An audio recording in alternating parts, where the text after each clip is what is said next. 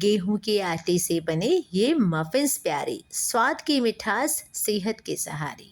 Dates और tutti frutti का ये है संगम अनमोल। हर मफिन है मानो खुशियों का एक नया झोल। तो अब बात हो बच्चों की बर्थडे पार्टी की, छोटी मोटी भूख की या टिफिन में जाने वाले स्नैक्स की। हर बार ढूंढते हैं कुछ ऐसा फूड जो कि हो हेल्दी और बना हो आटे से। तो आज हम बनाएंगे whole wheat tutti frutti muffins. लेकिन उससे पहले स्वागत है आपका होममेड बारिशा में। चलिए शुरू करते हैं हमारी आज की रेसिपी। तो सबसे पहले मैंने लिया है 1 बाउल जितने डेट्स। मैंने इन डेट्स के बीज अंदर से निकाल लिए हैं। डेट्स आप कोई भी ले सकते हो, बट ये ध्यान रखिएगा कि उसके अंदर बीज नहीं होने चाहिए, और अगर वो थोड़े से भी कड़क हैं तो उसको आप नाइफ से कट करके 2 या 3 पीसेस में कर लीजिए। अब लीजिए 1 बाउल, डालिए उसमें डेट्स, और जितने आपके डेट्स हैं उसका डबल क्वांटिटी में आपको डालना है रूम टेम्परेचर का मिल्क। राइट, मीन्स 1 कटोरी डेट में जाएगा 2 कटोरी जितना मिल्क। अब दीजिए इसे एक अच्छा सा उबाल, और इसके बाद इसे ढक के रख दीजिए 5 से 7 मिनट में। जब ये अच्छे से ठंडा हो जाए तो डालिए इसे मिक्सिंग ग्राइंडर जार में और चर्न कीजिए इसे 2 से 3 बार। एंड मोस्ट इम्पॉर्टेंट थिंग कि आपकी डेट्स का जो लिक्विड है वो बिल्कुल भी गर्म नहीं होना चाहिए, वरना जैसे आप इसे चर्न करोगे ना, इसके छींटे बाहर आएंगे। राइट, तो जब ये अच्छे से ठंडा हो जाए तभी से आप चर्न कीजिए और निकालिए एक बड़े मिक्सिंग बाउल में। नाउ इसमें हम ऐड ऑन करेंगे 3 छोटी चम्मच जितने रिफाइंड ऑयल। अब इसमें डालिए 2 छोटी चम्मच जितनी पिसी हुई शुगर। यहाँ पे टिप नंबर 1 कि जहाँ आपको रिफाइंड ऑयल कहा है वहाँ आप सिर्फ रिफाइंड ऑयल ही डालें, बटर या घी ट्राई नहीं करें, अदरवाइज आपके केक में फर्मेंटेशन नहीं होगा। तीनों चीज़ों को अच्छे से मिक्स करने के बाद में जब आपका एक फ्लफी बैटर बन जाए तब आप इसमें ऐड ऑन कीजिए 3 चम्मच जितना गेहूं का आटा। ये अगर क्वांटिटी वाइज देखा जाए तो ये अप्रॉक्स 1 बाउल जितना ही आटा है। मैंने पूरे आटे को एक साथ डाल दिया है, बट ये गलती आप मत करिएगा, अदरवाइज इसमें लम्स पड़ जाएंगे और लम्स को निकालने के लिए मेरी तरह आपको भी डबल मेहनत करनी पड़ेगी। राइट, तो इस तरह से हमारा बैटर जो है बन चुका है। आप देख सकते हो इसकी कंसिस्टेंसी कैसी है।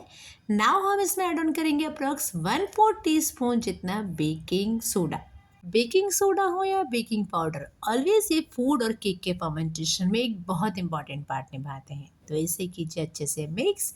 नाउ मैंने ली है अप्रॉक्स हाफ बाउल जितनी टूटी फ्रूटी। अब आप इसे डिवाइड कीजिए 2 पार्ट्स में। हाफ पार्ट रखिए कटोरी में और हाफ डालिए एक छोटे बाउल में। कटोरी वाले हिस्से में आप डालिए हाफ टी स्पून जितना मैदा और करिए इसकी अच्छे से कोटिंग। टूटी फ्रूटी पे मैदे की कोटिंग इसीलिए करते हैं सो दैट जब आप उसे केक के बैटर में डालो तो वो सब जगह इवनली स्प्रेड हो जाए, एक जगह पे या तले में आके ना बैठी रहे। अब क्योंकि हमारा केक होल व्हीट है और व्हीट बहुत जल्दी मॉइस्चर को एब्जॉर्ब करता है, तो थोड़ा सा मुझे लगा कि हमारा डो जो है टाइट हो गया है, इसलिए मैंने इसमें ऐड ऑन किया है अप्रॉक्स 2 चम्मच जितना दूध। अगेन इसे कीजिए अच्छे से मिक्स और उसके बाद में डालिए हमारे मफिन मोल्ड्स में इसका बैटर। मफिन मोल्ड्स कभी भी पूरे नहीं भरे जाते हैं, ऑलवेज इन्हें हाफ तक ही भरा जाता है। और भरने के बाद में सबसे इम्पॉर्टेंट पार्ट होता है इन्हें टैप करना। टैप करने से क्या होता है ना कि जो इसके बैटर के बीच में हवा होती है वो बैलेंस हो जाती है और हमारे मफिन्स जो हैं वो भी इवनली कुक होते हैं। तो आफ्टर टैपिंग मैंने ली है वो बची हुई हमारी टूटी फ्रूटी और उसे मैंने पोर किया है हमारे सभी मफिन्स के ऊपर एज ए डेकोरेशन। आप चाहो तो सेंटर में कैश्यू और आलमंड रख के इसे और भी ब्यूटीफुल बना सकते हो। नाउ मैंने ओटीजी को किया है गरम 180 डिग्री पे। दोनों रॉड्स ऑन है ऊपर और नीचे की, और 10 मिनट के टाइमर के साथ में मैंने इसमें डाल दिए हमारे मफिन्स। तो आप देख सकते हो विद इन 10 मिनट्स हमारे मफिन्स जो है वो कितने अच्छे फ्लफी हो गए हैं। यहाँ पे टिप नंबर 2, जब भी आप होल व्हीट केक या मफिन्स बना रहे हो उसमें फर्मेंटेशन के लिए ऑलवेज बेकिंग सोडा ही जाएगा, कभी भी उसमें बेकिंग पाउडर ऐड ऑन नहीं करते हैं। आफ्टर 15 मिनट्स निकालिए अपने मफिन्स को बाहर, आने दीजिए इसे रूम टेम्परेचर में, और ये अच्छे से बेक हुए कि नहीं इसको चेक करने के लिए डालिए एक टूथपिक इसके अंदर।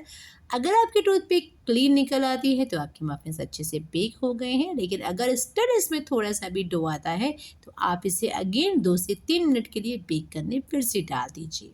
तो ये देखिए यहाँ पे मेरी टूथपिक जो है वो बिल्कुल क्लीन आई है। और जब आपके मफिन्स अच्छे से ठंडे हो जाएं तो कीजिए इसे अनरैप और ये देखिए हमारे मफिन्स कितने सॉफ्ट कितने स्पॉन्जी बने हैं। अभी वन मोर इम्पॉर्टेंट बात, बिकॉज हमने होल व्हीट बनाए हैं तो होल व्हीट बेक होने के बाद में थोड़ा सा डार्क कलर का हो जाता है, but nothing to worry because हमें कुछ हेल्दी खाना है और उससे भी बड़ी बात कि हमें कुछ न्यूट्रिशियस भी खाना है। तो whole wheat muffins always is the best option. बनाइए और शेयर कीजिए अपने अनुभव होममेड बानिशा में। उम्मीद है आपको हमारी रेसिपी अच्छी नहीं बल्कि बहुत अच्छी लग रही होंगी, तो जल्दी से होममेड बानिशा को लाइक शेयर एंड सब्सक्राइब कीजिए। मिलते हैं जल्दी एक नई वीडियो के साथ। Till the time, thanks for watching.